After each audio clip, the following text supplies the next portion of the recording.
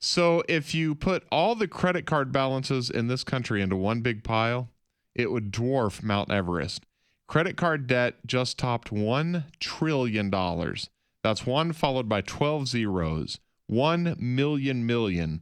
That total is about 12% higher than last year, and the average interest rate is now over 20%. That is stunning.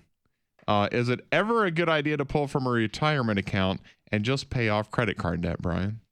It depends. If they're paying 30%, in interest, and they're about to file bankruptcy or something, right? Lose their house, then yeah, tapping into retirement. Usually there's another way to skin that cat, and that's where somebody with creative solutions could come up with a plan for them.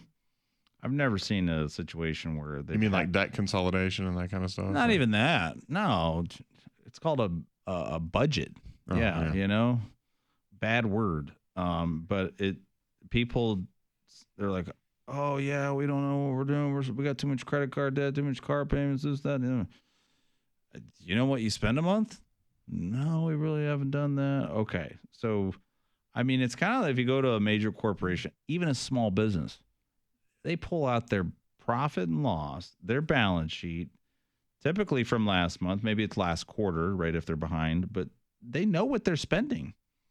So why we have to treat our own personal finances like a small business, right? Yeah, right. I always say that to, who's the CFO, when the couple is sitting there at the table or we're on Zoom and I say, who's the CFO? Who's the CIO, right? Like who's making the investment decisions? Somebody's got to be making the day-to-day finances and, who's writing checks and who's balancing the checkbook and telling them, stop spending money. We haven't gotten our paycheck yet. Hey, we got $10,000 going out for taxes, right? Somebody has to be the CFO. And if both people are not the CFOs and they're just winging it, it's a disaster. Yeah. And that's when,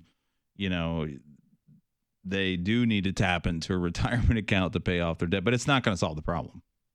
That's not going to solve the problem.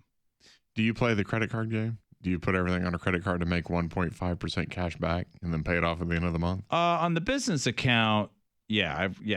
The business account we do. That's probably 2% though, isn't it? Yeah, it's somewhere up there. I got a lot of reward points and travel points and that. But it's actually got more protections too. We've had fraud on the account, and they check it and they're great. Yeah, I think everybody has. I don't think anybody's exempt from that. Right, and I have employees that use it. I'm not making all the purchases, right? And so they have their own cards, and the debit card thing is a little scary to give employees debit cards and access to the account. So, but yeah, it's not really to get a points. It's more of a convenience and tracking tool. Yeah.